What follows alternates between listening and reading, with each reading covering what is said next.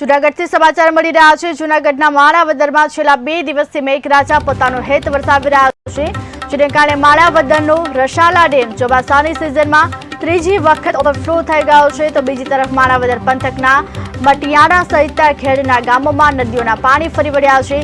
બાટવા ખારા નદીને પાણી ખેડમાં પૂરના રૂપે આવતું હોય છે, જેથી બામણાસા ખેડ ફરી એકવાર આરસીસીનો પારો તૂટી ગયાનો વિડીયો સોશિયલ મીડિયામાં ફરતો જોવા મળ્યો છે।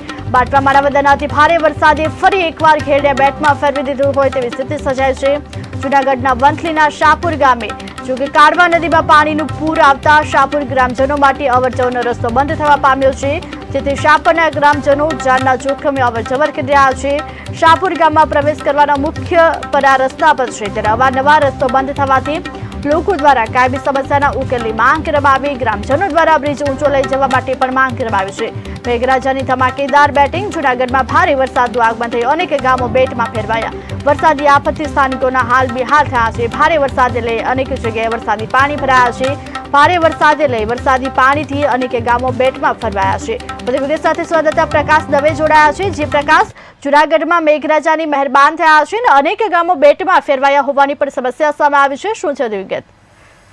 ચોક્કસથી વિરોધી છેલ્લા 2 દિવસથી જૂનાગઢમાં સાંબેલાદાર વરસાદ વરસી રહ્યો છે, જેને કારણે જ્યાં જ્યાં જેવો જિલ્લા અને તાલુકામાં સમગ્ર જગ્યાએ જળમગ્ન બની ગયું છે અને તમામ તાલુકાઓ અને જૂનાગઢ શહેરમાં વરસાદના પાણી જ્યાં જવો ત્યાં દ્રશ્યમાન થઈ રહ્યા છે અને શહેરના નીચાણવાળા વિસ્તારોમાં સમગ્ર જગ્યાએ જે લોકોને છે હાલ હાલાકી ભોગવવી પડી રહી છે તેવા દ્રશ્યો સામે આવી રહ્યા છે।